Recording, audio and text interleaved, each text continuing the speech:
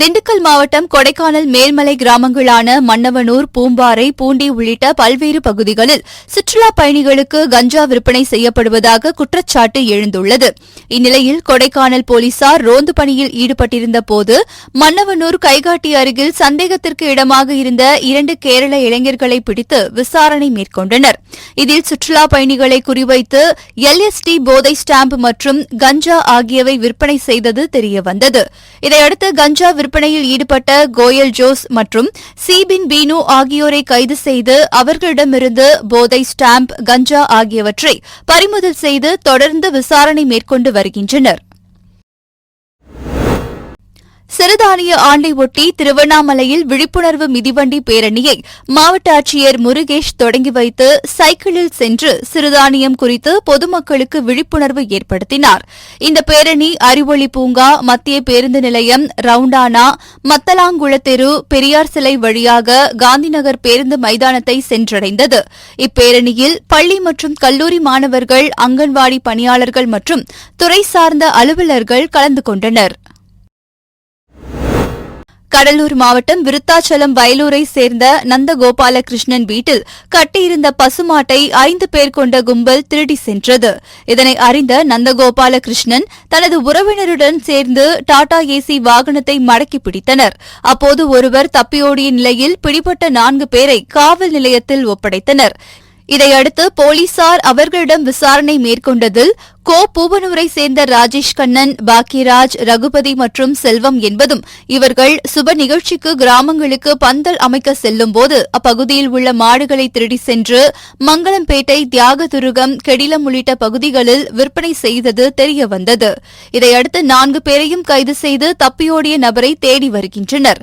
மேலும் அவர்களிடமிருந்த டாடா ஏசி வாகனம் மற்றும் 50,000 ரூபாயை பறிமுதல் செய்தனர். சென்னை திருவொற்றியூரில் டோல்கேட் பகுதியில் நடைபெற்ற போதை விழிப்புணர்வு மாரத்தான் போட்டியை வடசென்னை நாடாளுமன்ற உறுப்பினர் கலாநிதி வீராசாமி, சட்டமன்ற உறுப்பினர் சங்கர் மற்றும் மண்டல குழுத் தலைவர் தனியரசு உள்ளிட்டோர் துவக்கி வைத்தனர்.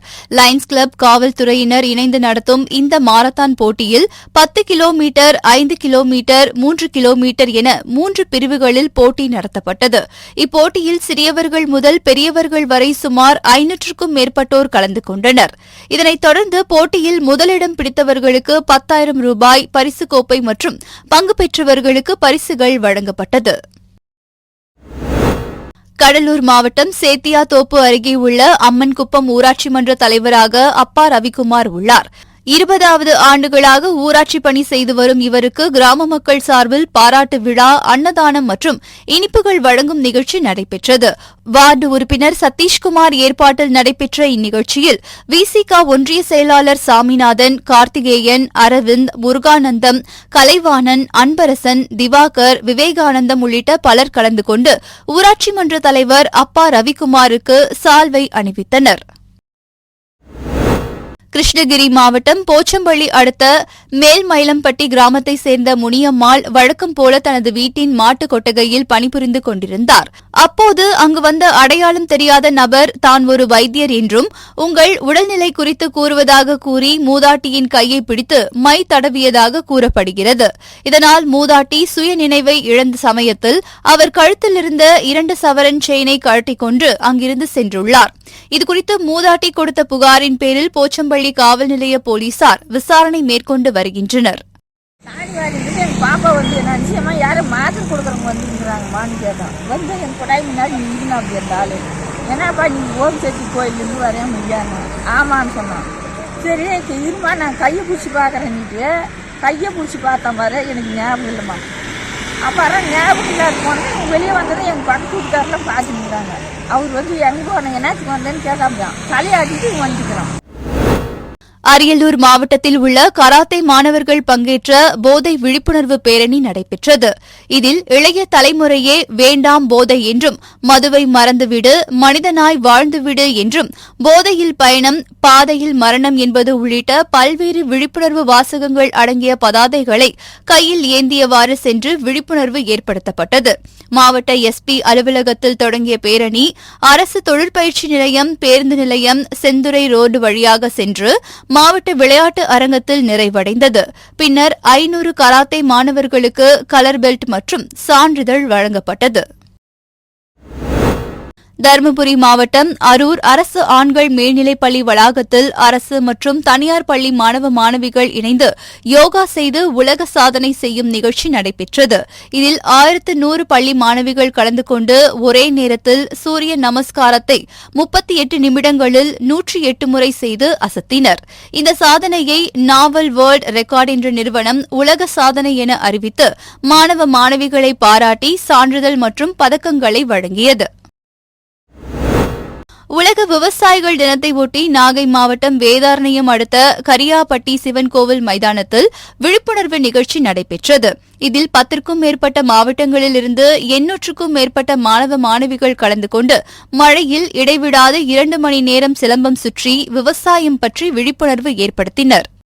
பார்த்தீங்கன்னா உலக விவசாய தினமாக கொண்டாடப்பட்டு வந்துட்டு இருக்கு. அதனொட்டி நாகப்பட்டினம் மாவட்டத்தில் கரியாப்பட்டினத்தில் பார்த்தீங்கன்னா சிவன் ஆலயத்தில் கிட்டத்தட்ட 10க்கும் மேற்பட்ட மாவட்டத்திலேருந்து சிலம்ப வீரர்கள் பங்கேற்று 800 வீரர்களுக்கு மேலே பங்கேற்றிருக்காங்க. பங்கேற்று பார்த்தீங்கன்னா ஒரு கையில் மரக்கன்றும் இன்னொரு கையில் சிலம்ப குச்சியும் வச்சு உலக சாதனை மாரி, அதாவது 2 மணி நேரம் 23 நிமிடம் சிலம்ப சுற்றி சாகசம் பண்ணிக்கிறேன். இந்த சாகசம் எதனா இது பண்ணுது அப்படின்னு பார்த்தீங்கன்னா விவசாயத்தை பற்றி தான். விவசாயம் வர வர பார்த்தீங்கன்னா அழிஞ்சு வந்துட்டு இருக்கு. அந்த கலையை விவசாயத்தையும் மீட்டெடுக்கணும், அழிந்து ஒரு கலைகளையும் மீட்டெடுக்கணும் அப்படின்ற வழியில் தான் இந்த இப்போ சிலம்பம் சுற்றி சாகசம் பண்ணுறாங்க. விவசாயத்தை மரம் வளர்ப்போம் மழை பெறுவோம் விவசாயம் காப்போம் அப்படின்ற முறையில் தான் இங்கே சிலம்பம் நடந்துட்டு இருக்கு.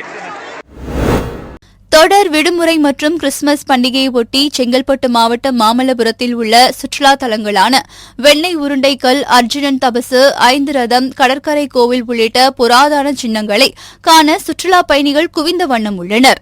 அதன்படி இன்று ஒரே நாளில் ஆயிரக்கணக்கான சுற்றுலா பயணிகள் மாமல்லபுரத்திற்கு வருகை புரிந்துள்ளதால் மாமல்லபுரத்தில் பயணிகள் செல்லும் பிரதான சாலையில் போக்குவரத்து நெரிசல் ஏற்பட்டது. இதனால் போக்குவரத்தை கட்டுப்படுத்தும் வகையிலும் சுற்றுலா பயணிகளை ஒழுங்குபடுத்தி கூட்ட நெரிசலை தவிர்க்கவும் போக்குவரத்து மற்றும் காவல்துறையினர் இணைந்து செயல்பட்டு வருகின்றனர். தேனி மாவட்டம் பெரியகுளம் அருகே உள்ள கும்பக்கரை அருவியின் நீர்பிடிப்பு பகுதிகளில் பெய்த கனமழை காரணமாக வெள்ளப்பெருக்கு ஏற்பட்டதால் அருவியில் குளிக்க சுற்றுலா பயணிகளுக்கு தடை விதிக்கப்பட்டிருந்தது. இந்நிலையில் அருவியில் நீரின் அளவு சற்று குறைந்த நிலையில் 6 நாட்களுக்கு பின் சுற்றுலா பயணிகள் இன்று முதல் குளிப்பதற்கு வனத்துறையினர் அனுமதித்துள்ளனர். அருவியில் குளிக்க அனுமதிப்பது குறித்து வனத்துறையினர் முதல் நாளே அறிவிப்பு வெளியிட்ட நிலையில் விடுமுறை நாளான இன்று சுற்றுலா பயணிகளின் வருகை குறைந்தே காணப்பட்டது. வார விடுமுறையான இன்று கன்னியாகுமரியில் ஏராளமான சுற்றுலா பயணிகள் குவிந்துள்ளனர். மேலும் சபரிமலை சீசன் என்பதால் ஐயப்ப பக்தர்களும் ஏராளமானோர் கன்னியாகுமரிக்கு வந்திருந்தது. அதிகாலையிலேயே சூரிய உதயத்தை கண்டு ரசித்து தங்களின் செல்போனில் புகைப்படம் எடுத்தும் கடலில் கால் நனைத்தும் மகிழ்ந்தனர். மேலும் மழை காரணமாக படகு சேவை நிறுத்தப்பட்டிருந்த நிலையில் தற்போது படகு சேவை இயக்கப்பட்டு வருவதால் சுற்றுலா பயணிகள் கடல் நடுவே அமைந்துள்ள விவேகானந்தர் நினைவு மண்டபத்தை காண படகில் சென்று வருகின்றனர். சிவகங்கை மாவட்டம் சிங்கம்புணரியில் உள்ள தனியாருக்கு சொந்தமான தேங்காய் குடோனில் வழக்கம் போல் மஞ்சு தயார் செய்யும் பணியில் தொழிலாளர்கள் ஈடுபட்டு இருந்தனர்.